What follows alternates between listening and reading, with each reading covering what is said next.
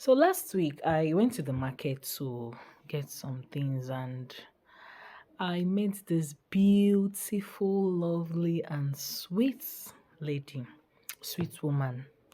So, we got into a discussion and she was telling me how she relocated from where they lived before to where they are currently living now.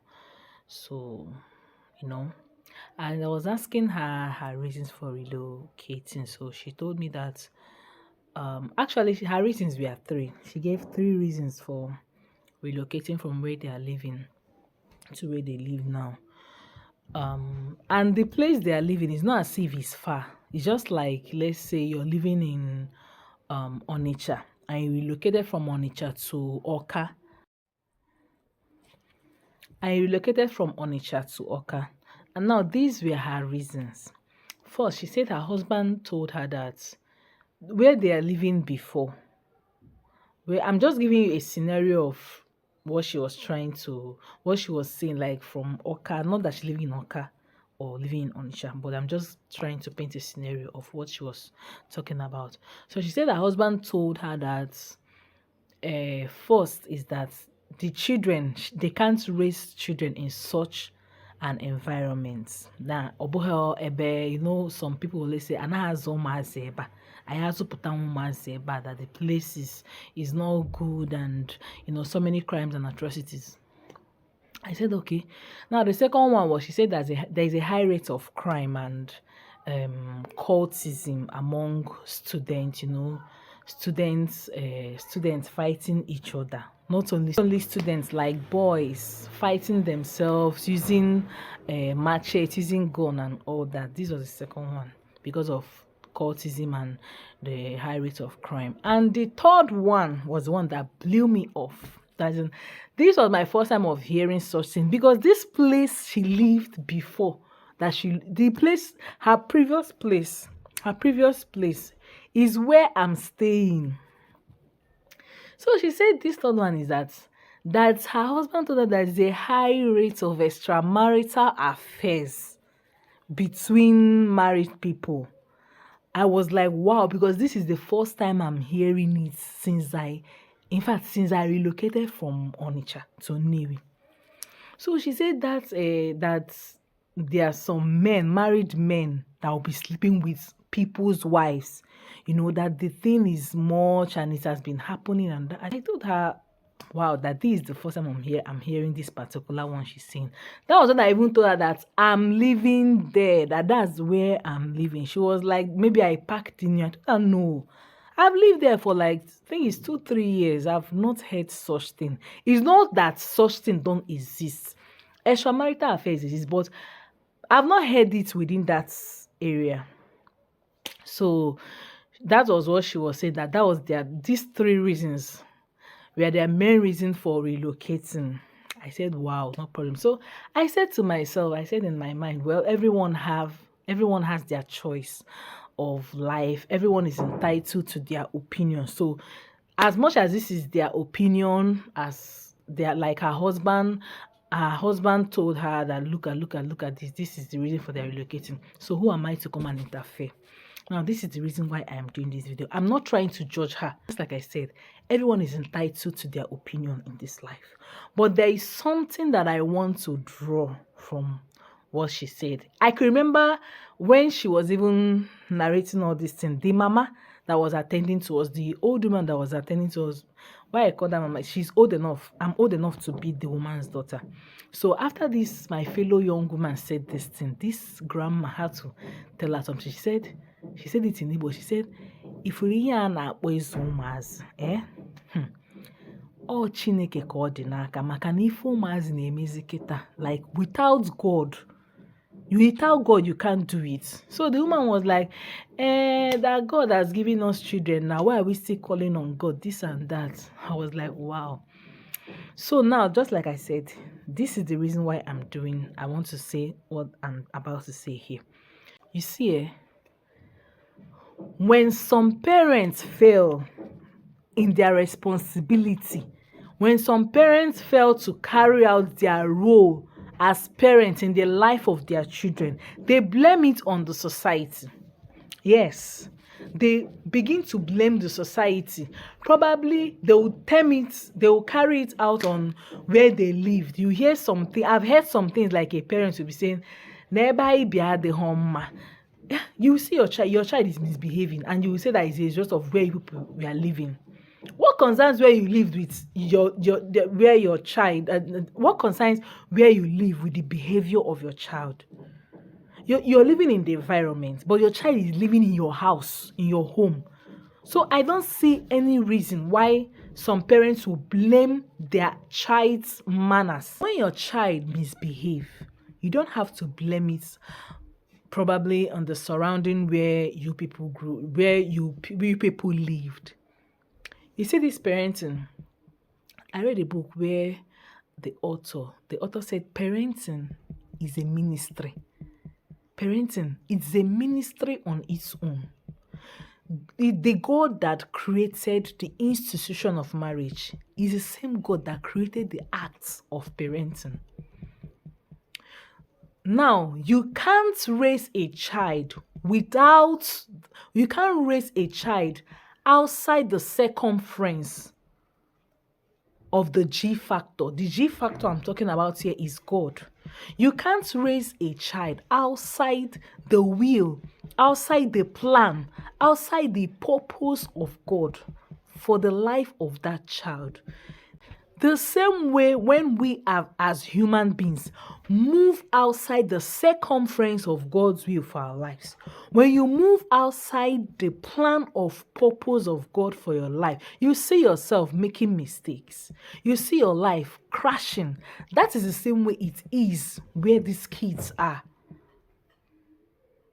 That is why the Bible says, train up a child in the way he should grow, so that when he is old or she is old, he or she will not depart from it.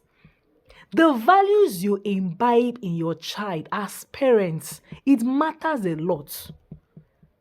You don't have to blame it in the society. See, it's just like a child that went to school. It's just like a child that is going to school. And you don't expect your child, you don't expect your child's teacher to teach your child how to say thank you. While I was growing up, there were words they taught us. They said it's 3 magic words. These 3 magic words, our teacher will write them down on a paper and put it inside our bag and tell us when we reach home, we should give it to our parents. Our parents will teach us how to use those words. These words were thank you, please, I'm sorry, and then how to greet your elders, like when to say good morning, when to say good afternoon, when to say good evening. You get? Now, it is your responsibility as a parent to teach your child these values. Teach your child when and how to say thank you. Teach your child when to politely say no. Teach your child even how to say no, but it should be in a polite way. Teach your child how to say, please, I am sorry. The reason why you are sending your child to school is for your child to have the basic and fundamental knowledge of subjects like mathematics, English, civic education, literature, CRS, so many subjects. That is the reason why you are paying that school fees. You are paying school fees for your child to acquire the basic and fundamental knowledge of these subjects. Now, what the teachers have to do, those words, when you teach your children those words at home, they only practice it in the school. I've heard some people say when they remove their children from the school, they'll ask them why. They said, probably your child, or ye me pay one say sorry, or ye me pay one say thank you. It's not makiaki jiwe poputa nwa in that school. You are just spoiling that child. You are just spoiling that child. While we were growing up, the place we lived in Aba, Abia State, where I lived with my siblings and my parents, we are surrounded with cultists. We are surrounded by cultists. I could remember one Saturday, I was even sharing this thing now with my siblings before I did this video. I can remember one Saturday we were having cleanup. My parents, they were at home. Before my eyes, a guy was shot dead. That was my first time of seeing someone killed brutally. And it's this cultist, so they were having kind of clash. I saw this guy bleed to death, as in they were practically stoning this guy to death. He died. I will not come out and say the reason why I'm misbehaving is because of where we lived. Charity, they say, begins at home. The values, the attributes you build into these children will determine their way forward when they grow up. When society gets at your child, if a society is able to influence your child, if your child is easily influenced by peer groups, by things that happen in the society, maybe often as in in the courts and those wayward type of life. If your child successfully imbibe these bad attributes, it simply means that the standard that you set, the attributes that you set, the values that you set in your home wasn't that strong. Yes, because I know some people that are not easily, you can't influence them. I know people that probably, like, if you're in, let's say, in university, you will get, like, in a room, there can be like 3 to 4 people in a room. In that same room, maybe you have a roommate that is smoking. You have a roommate that is into wildlife. You have a roommate that attend midnight parties. But they don't get at you. They will tell you, let's go, guy. No, they do like Jew guy. Let's go, this and that. But you can't go because of what? You know where you're coming from. You know the family you are coming from. It's not as if those people, they did not come from a family. Just like you came from a family, they came from a family. But because the standard your parents set for you people, the values they imbibed in you and your siblings, they were strong enough. So when you come out in the society can't influence you. The society can't dictate your way of life for you. The way of life of the society can't get at you. Because of what? You know where you're coming from. I remember when we were growing up, my parents would always tell us this thing. My mom and my dad would always tell us, as we are going out, know the family you are coming from. Know whose child that you are. Those kind of words. Even up till now, I always tell it to my children, even though they are small. You get? So when you fail in your role, as a parent, do not blame it on the society. The society has nothing to do with it. As long as you have a child that grew up with you, Guinean we go nursery, Guinean we go primary, Guinean we go secondary, even up good enough boarding school, as long as that child is still living under your roof, that child is 100% dependent on you. You should be able to know you have to draw that child back. There are some things that children will do. You begin to wonder where they got this character from, where they got this thing from. That is why you see some parents, they will begin to call their children up during midnight, intercede and pray for them. Because you can't do this alone. That is why I said this parenting of a thing, it's a ministry on its own. You cannot do it without God. You understand? You cannot do parenting without recognizing the person of God. For every child that comes to your home, for every child that arrives your home, that child has a purpose for coming. That child has a reason. There is a reason why God placed that child in your home. I remember when I was small, my mom, when my mom would be talking to us, she would tell us something. She would tell us that she is just, that her and my dad, they are just caretakers. They are just caretakers. That they don't own us. That the person, that our life belongs to God. That they are just there to guide us for the period of time that they will be here on earth. She will say, she will tell us something like, you belong to God. I know you are my child, but you belong to God. It is God that brought you. I am just a caretaker. I'm just here to do my work. So when she said that thing, we just laugh over it. So, but as time goes, as I was growing, I got to understand better of what she meant by those things she was saying. So please, if you are a parent, wherever you live, also go the trenches. So far you are not living outside. You have a home. You have a home. I've seen children that lived in two.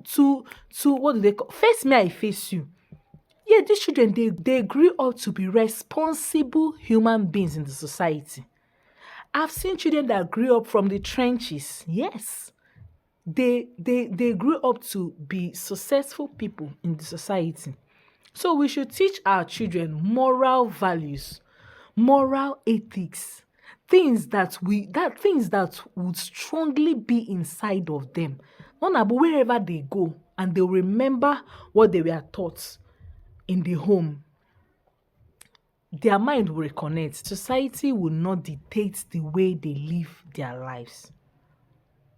They don't even have to live their lives on their own terms. They live based on that's why you hear some children. They live based on what they were taught while they were with their parents. The things you teach your children, you'll be mindful. Be mindful of what your children watch.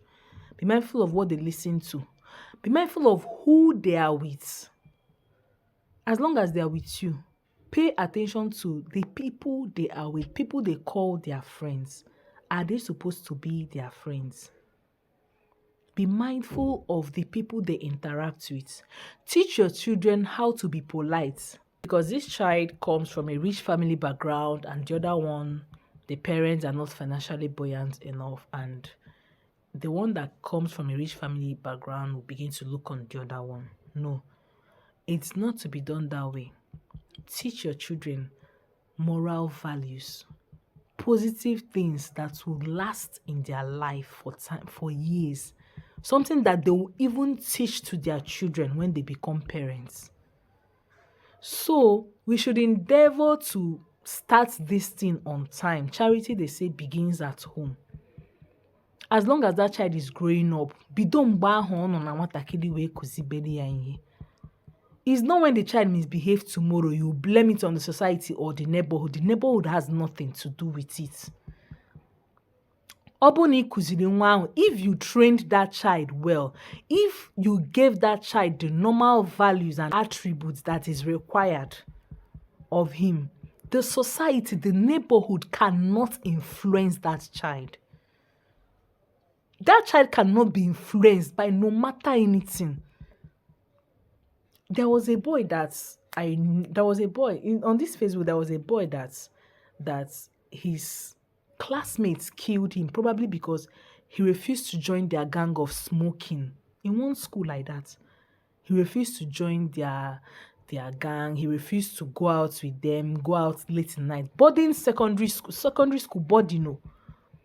This young boy refused to go out with his mates. So his mates, probably they were afraid that he might leak their secrets. They planned on how to kill him. They gave him one substance like that. They forced it into his mouth. That was the end.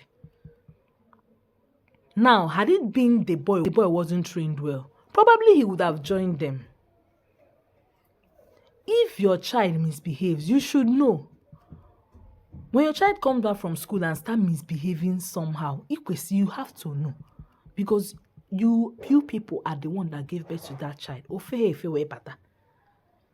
So when you notice all these things, some negative behaviors, tackle it immediately.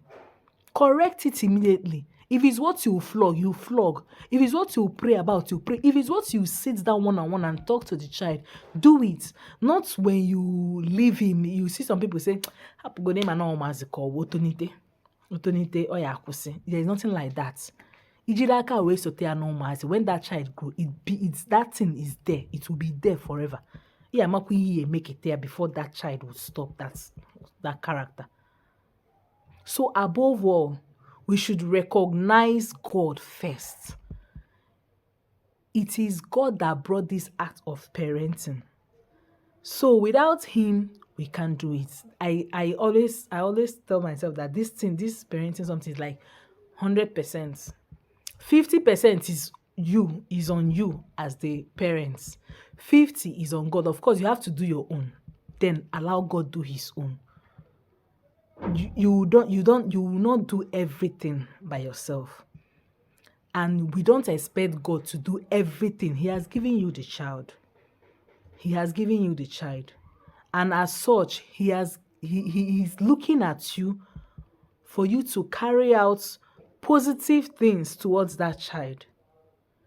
So whenever the child is misbehaving or acting somehow, call the child to order.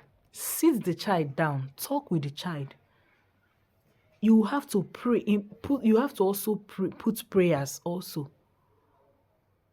So please, let us stop blaming the society on what we know we should do. The society is there.